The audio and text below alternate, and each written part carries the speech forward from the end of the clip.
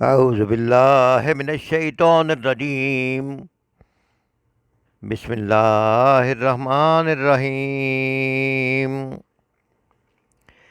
وَإِذْ فَرَقْنَا بِكُمُ الْبَحْرَ فَأَنْجَيْنَاكُمْ وَأَغْرَقْنَا آلَ فِرْعَوْنَ وَأَنْتُمْ تَنْظُرُونَ۔ وَإِذْ اور جب فرقنا ہم نے پھاڑ دیا بِكُمُ الْبَحْرَ تمہارے لیے دریا کو، فَأَنْجَيْنَاكُمْ پھر تمہیں بچا لیا، وَأَغْرَقْنَا اور ہم نے ڈبو دیا آل فرعون آل فرعون کو، وَأَغْرَقْنَا آل فرعون اور ہم نے آل فرعون کو ڈبو دیا، وَأَنْتُمْ تَنْظُرُونَ اور تم دیکھ رہے تھے۔ یاد کرو وہ وقت جب ہم نے سمندر پھاڑ کر تمہارے لیے راستہ بنایا، پھر اس میں سے تمہیں بحریت گزروا دیا، پھر وہیں تمہاری آنکھوں کے سامنے فرعونوں کو غرقیاب کیا۔ یہ اس وقت کا ذکر ہے جب حضرت موسیٰ علیہ السلام اپنی قوم کو لے کر چلے۔ اس سے پچھلی آیت میں ہمیں بتایا جا رہا ہے کہ حضرت موسیٰ علیہ السلام نے یہ فیصلہ کیوں کیا۔ انہوں نے فیصلہ اس لیے کیا کہ بنی اسرائیل جو ہے وہ فرعونیوں کی غلامی میں پسی ہوئی تھی۔ جب بنی اسرائیل فرعونیوں کی غلامی میں پس چکی تھی تو اس حالت میں اللہ نے نبی حضرت موسیٰ علیہ السلام کو پیغمبر بنایا اور پھر ان کو اللہ کی دعوت دے کر فرعون کے پاس بھیجا۔ جب انہوں نے فرعون کے دربار میں دعوت پیش کر دی تو پھر کئی سال تک وہ فرعون کو سمجھاتے رہے، اور جب وہ کسی طرح نہ مانا تو حکم ہوا کہ بنی اسرائیل کو خفیہ طور پر لے کر یہاں سے چلے جاؤ۔ جب موسیٰ علیہ السلام اپنی قوم کو لے کر چلے تو راستے میں دریا تھا۔ اسی وقت جب آگے دریا آ گیا تو پیچھے سے فرعون کی لشکر بھی آ گیا۔ ان کو پتہ لگ گیا کہ یہ لوگ تو ہم سے بھاگ کے جا رہے ہیں، تو ان کو ڈر پیدا ہوا کہ اب ہماری غلامی کون کرے گا، اب ہمارے گھروں میں کام کون کرے گا، ہم اب کس سے مشقت لیں گے۔ تو وہ واپس آیا جیسے غلام کسی کا بھاگ کے جاتا ہے، ان کے پیچھے لشکر لے کے آیا۔ تو اس وقت بنی اسرائیل گھبرا گئے۔ تو اس وقت اللہ تعالیٰ کے حکم سے اللہ نے حکم دیا موسیٰ علیہ السلام کو کہ اپنی لاٹھی جو ہے وہ دریا پر مارے۔ حضرت موسیٰ علیہ السلام نے جو ہی یہ کام کیا تو دریا جو ہے وہ ادھر کا پانی ادھر اور ادھر کا پانی ادھر رک گیا، اور درمیان میں خشک راستہ نکل آیا۔ بنی اسرائیل کو گزرنے کا راستہ مل گیا، تو یہ تو پار ہو گئے۔ فرعون نے دیکھا کہ راستہ صاف ہے تو وہ بھی بھاگا بھاگا ان کے پیچھے اسی خشکی میں گھس آیا، حتیٰ کہ آخری موسیٰ علیہ السلام کا ساتھی باہر نکل گیا اور فرعون کی پوری فوج جو ہے وہ دریا میں انٹر ہو گئی، اس کا آخری سپاہی بھی انٹر ہو گیا۔ تو فرعون کے اس طرح لشکر کے دریا میں پہنچنے سے دریا واپس اپنی جگہ سمٹ کر اپنی سابق حالت پر آ گیا، اور فرعون اور اس کے ساتھی وہاں ہی غرق ہو گئے اور ختم ہو گئے۔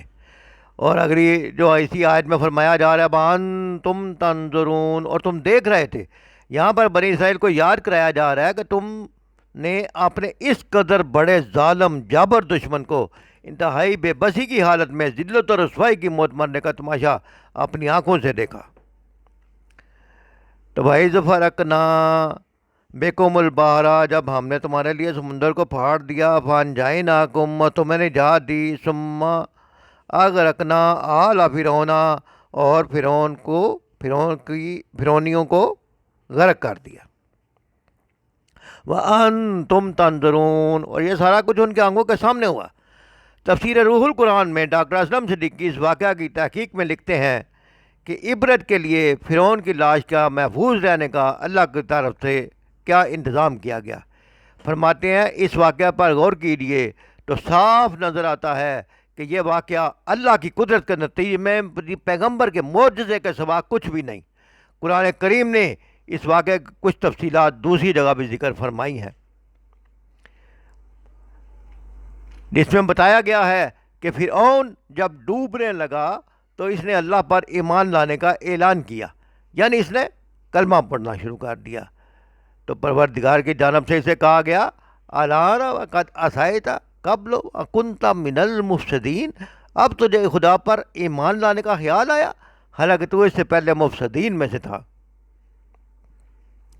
تو اس میں ہمارے لیے بھی غور کا مقام ہے کہ اگر کسی نے گناہ سے توبہ کرنی ہے، اگر کوئی چاہتا ہے کہ میں توبہ استغفار کروں، اگر کوئی چاہتا ہے کہ میں جو ہے وہ اللہ تعالیٰ سے معافی مانگ لوں، تو اسے گناہ کے ہوتے ہی، گناہ کا احساس ہوتے ہی فوراً توبہ کرنی چاہیے اور اللہ کے راستے پر پلٹ آنا چاہیے، پھر توبہ قبول ہو جاتی ہے۔ جب آخری وقت میں موت سامنے نظر آ رہی ہے تو اب اللہ تعالیٰ اس کو کہہ رہے ہیں کہ اب تجھے خدا پر ایمان لانے کا خیال آیا، حالانکہ تو اس سے پہلے مفسدین میں سے تھا۔ تو پھر فرمایا کہ آج ہم تیرے بدن کو نجات دے دیں گے، یعنی تمہاری موت کے بعد تمہاری لاش کو باہر پھینک دیا جائے گا تاکہ تو بعد کے آنے والوں کے لیے عبرت بن جائے۔ چنانچہ سمندر نے اس کی لاش اگل دی، وہ تیرتی ہوئی جھیل میں پہنچی، وہاں سے نشیبی علاقے میں گری جہاں سے مصریوں نے اسے اٹھایا، اور چونکہ گارے میں لت پت ہو چکی تھی اس لیے قریبی کسی چشمے پر اسے دھویا گیا۔ اس جگہ کو آج تک حمام فرعون کہتے ہیں۔ پھر تحقیق یہ بتاتی ہے کہ اس لاش کو محل میں پہنچایا گیا، اور مصری جس طریقے سے لاشوں کو حنوط کر کے محفوظ کر دیا کرتے تھے، اس کی لاش کو بھی حنوط کیا گیا اور احرام مصر میں رکھ دیا گیا۔ صدیاں گزر گئیں، کسی کو خبر نہ تھی کہ وہ لاش کہاں ہے۔ قرآن کے سوا اس علم کا اور خبر کا کوئی دعوے دار نہ تھا، اس لیے دشمنان اسلام یہ پھپتی کستے تھے کہ قرآن کریم نے ایک غلط خبر دی ہے۔ لیکن آج سے کم از کم پونے 200 سال پہلے بعض احرام مصر کی کھدائی ہوئی تو اس میں ان کو ایک ایسا حال ملا جس میں بعض فرعونوں کی لاشیں اور بعض نوادر تھے۔ فرانسیسی ماہرین نے جب ان لاشوں پر سے پٹیاں کھولی تو وہ ایک لاش دیکھ کر حیران ہوئے کہ اس میں دو چیزیں ایسی تھی جو باقی لاشوں میں نہیں تھی۔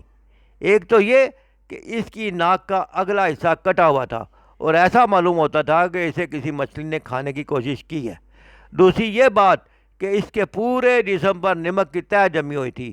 حیرانی کی بات تھی کہ نمک کہاں سے آ گیا۔ تحقیق کا قدم جب آگے بڑھا تو انہیں معلوم ہوا کہ یہ لاش ایسے فرعون کی ہے جو سمندر میں ڈوب کر مرا ہے۔ مچھلی نے اسے کھانا چاہا لیکن سمندر نے یہ لاش باہر اچھال دی، اور سمندر کا پانی چونکہ زیادہ نمکین ہوتا ہے، پانی نمک سمیت جسم میں سرایت کر گیا۔ اسی تحقیق کے مطابق حنوط کرنے والوں نے تو پانی تو نکال دیا لیکن نمک جسم کے اندر رہ گیا، جو وقت گزرنے کے ساتھ ساتھ جسم کے اوپر آتا گیا اور اس طرح نمک کی تہ جسم پر جم گئی۔ اب ان کو تلاش ہوئی کہ کیا کوئی فرعون مصر کبھی ڈوب کر بھی مرا، تب انہیں قرآن کریم کی یہ پیشگوئی بتائی گئی۔ اس طرح یہ قرآن کریم کی حقانیت کا ایک منہ بولتا ثبوت میسر آ گیا۔ اس تفصیل کو اگر آپ پڑھنا چاہیں تو تفسیر روح القرآن میں اسی آیت کی تفسیر میں ڈاکٹر اسلم صدیقی کی تفسیر کا مطالعہ کیجیے۔ وہ لاش آج بھی میوزیم کی زینت بنا کر محفوظ کر دی گئی ہے۔ فَاعْتَبِرُوا يَا أُولِي الْأَبْصَارِ، دیکھو مجھے جو دیدہ عبرت نگاہ ہو۔ لوگوں، اللہ اپنے امر پر غالب ہے، چاہے تو ایک کمی کمین قوم کو جو بنی اسرائیل جو کہ فرعونیوں کے گھروں میں کام کرتی تھی، فرعونیوں کی غلام تھی، ان کے ظلم و ستم کا شکار تھی، ان کے لیے مشقت کرتی تھی، ان کو آزادی دے اور ان کے سامنے ان کے دشمن کو غرقیاب کر دے۔ اللہ ہر چیز پر قادر ہے۔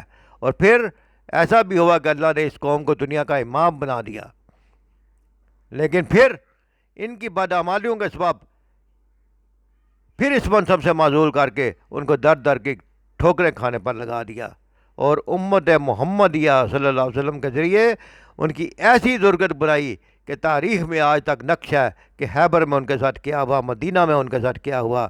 لیکن آج غور کا مقام ہے کہ پھر جب امت محمدیہ بھی بدعمالی کا شکار ہو گئی تو انہی یہودیوں کی سازشوں کے ہاتھوں پریشان ہو رہی ہے۔